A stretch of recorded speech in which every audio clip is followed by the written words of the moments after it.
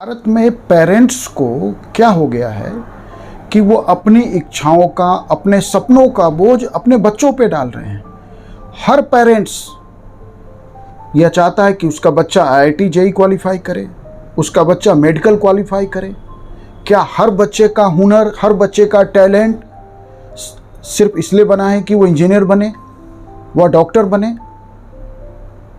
क्या वो आर्टिस्ट नहीं बन सकता है? क्या आर्टिस्ट के फील्ड में कितने बड़े बड़े नाम हैं दुनिया में? क्या वो पॉलिटिशियन नहीं बन सकता है? अंततः देश की सारी व्यवस्थाओं का नियंत्रण किसके हाथ में होता है? पॉलिटिशियन के हाथ में होता है। इकोनॉमिक्स नहीं बन सकता है। हम एक से एक लोग हैं जो भारत में, मनमोहन सिंह सिर्फ अपने इकोनॉमिक्स के ज्ञान के कारण भारत के लगभग सभी महत्वपूर्ण पदों पर रहे। रिजर्व बैंक के गवर्नर रहे, प्लानिंग कमीशन में रहे, फाइनेंस मिनिस्टर रहे, भारत के 10 साल तक प्रधानमंत्री रहे। क्या वो बच्चा म्यूजिशियन नहीं बन सकता है? हम जानते हैं कि भारत से बाहर जो कुछ भारतीय सबसे अधिक जाने गए, उनमें पंडित रविशंकर का नाम कौन नहीं जानता है दुनिया में। तो हर माँ बाप यह क्यों चाहता है, यह क्यों चाहते हैं, पेरेंट्स यह क्यों चाहते हैं कि उसका बच्चा आईआईटी ही निकाले, उसका बच्चा मेडिकल ही निकाले? क्या वो अच्छा फोटोग्राफर नहीं बन सकता? कितने नाम हैं दुनिया में जिन्होंने फोटोग्राफी से नाम कमाया है, सक्सेस पाया है, आर्थिक सक्सेस पाया है। क्या वो वकील नहीं बन सकता है? क्या हम नहीं जानते कि देश में कितने वकील हैं जो किसी भी देश के इंजीनियर, डॉक्टर से ज़्यादा अपना नाम रखते हैं, अपनी इकोनॉमिक सक्सेस रखते हैं, अपनी समाज में पहचान रखते हैं? तो इससे क्या हो रहा है? इससे ये हो रहा है कि जो बच्चों का टैलेंट है, जब उसको हम इग्नोर कर देते हैं और बच्चों के ऊपर पेरेंट्स बोझ डाल देते हैं, तो इससे बच्चा डिप्रेस्ड होता है और वो अपनी ओरिजिनलिटी भी खो देगा वो बच्चा। इसीलिए इंटेलिजेंट बनिए, अपने बच्चों के लिए कम से कम इंटेलिजेंट बनिए। बच्चों के ऊपर अपनी इच्छाओं का, अपने सपनों का बोझ न डालिए। मैं जो है काउंसलिंग के दौरान कई हजार बच्चों से मिला हूं। लगभग कितने सारे कॉलेज, यूनिवर्सिटीज में मैं काउंसलिंग के लिए जाता हूं, स्कूलों में भी मैं कैरियर काउंसलिंग के लिए बुलाया जाता हूं।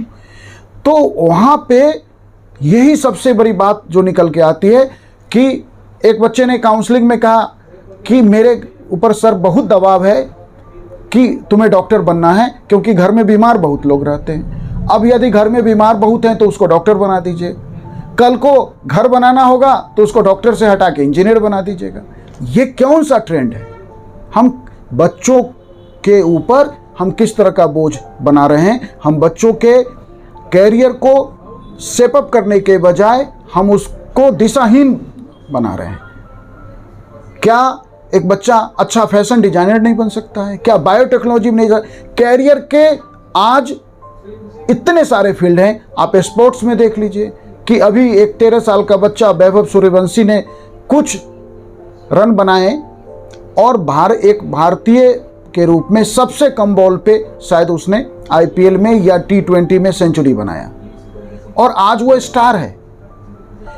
कितने सारे, नीरज चोपड़ा को कौन नहीं जानता इस देश में? तो इतने जब कैरियर के एवेन्यूज अवेलेबल हैं और जो किसी भी इंजीनियर और डॉक्टर से अधिक अपने समाज में हर फील्ड में, चाहे वो आर्टिस्ट हो, पॉलिटिशियन हो, इकोनॉमिक्स्ट हो, म्यूजिशियन हो, फोटोग्राफर हो, वकील हो, वो बायोटेक्नोलॉजी के फील्ड में हो, फैशन डिजाइनर हो, हर जगह बच्चे ने वो मुकाम हासिल कर रहे हैं, देश में अपनी जगह बना रहे हैं, अपनी पहचान बना रहे हैं, आर्थिक सक्सेस कर रहे हैं। फिर आप बच्चों के ऊपर इंजीनियर, डॉक्टर बनने के प्रेशर को छोड़िए। अब देखिए, उस प्रेशर का यहाँ तक है कि आज 12th की पढ़ाई का कोई अर्थ नहीं रह गया। माने आज कोटा में लाखों बच्चे तैयारी कर रहे हैं। क्या वो 12th भी कर रहे हैं? नहीं, वो डमी क्लासेज में एडमिशन ले रखा है। मतलब कि जहाँ 12वीं कैरियर का एक महत्वपूर्ण पड़ाव होता था, आज वो डमी क्लास बन गया है।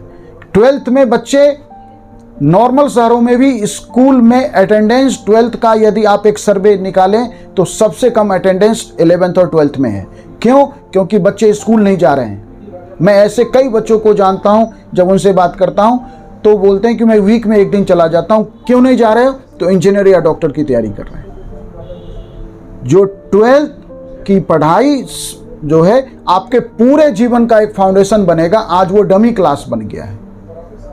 12th का इंपॉर्टेंस खत्म हो गया है।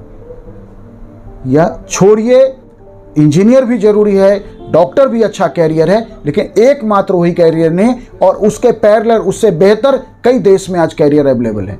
इसका कारण क्या है कि माँ बाप के एक्सपेक्टेशन पे जब वो बच्चे उतर नहीं पाते तो वो बच्चे डिप्रेशन में जाते हैं, और उस डिप्रेशन का परिणाम कई रूपों में सामने आता है। जो नशा की लत बढ़ रही है उसका एक कारण डिप्रेस होना भी है, क्योंकि जो कैरियर का बोझ है, जो माँ बाप का बोझ है, रिश्ते नातों का बोझ है, पेरेंट्स का बोझ है, उससे बच्चे डिप्रेस्ड हैं।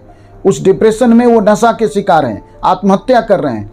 हमें इस देश के यूथ को सही दिशा देना है, तो सबसे पहले मुझे लगता है कि माँ बाप की काउंसलिंग की जानी चाहिए, पेरेंट्स की काउंसलिंग की जानी चाहिए। पेरेंट्स को ये समझ में आना चाहिए कि कैरियर के एवेन्यूज बहुत सारे हैं, और हर एक एवेन्यू में वो बात सही है कि स्काई इज द लिमिट।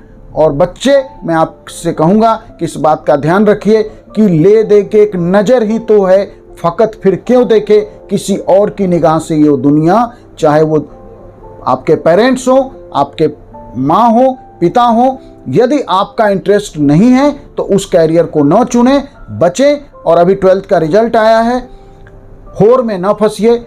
आप देखिए कि आप कहाँ बेहतर कर सकते हैं।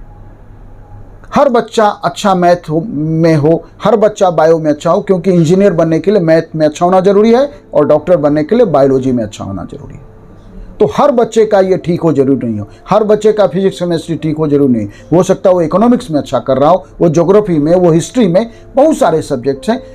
अब तो कई नए सब्जेक्ट्स भी आ गए हैं हमारे सामने स्टडी के लिए, आप वहाँ पढ़िए। लेकिन सक्सेस के लिए आप अपनी पहले स्ट्रेंथ पहचानिए, आप देखिए कि आपको क्या करना चाहिए, और फिर कैरियर का चुनाव कीजिए। Thank you.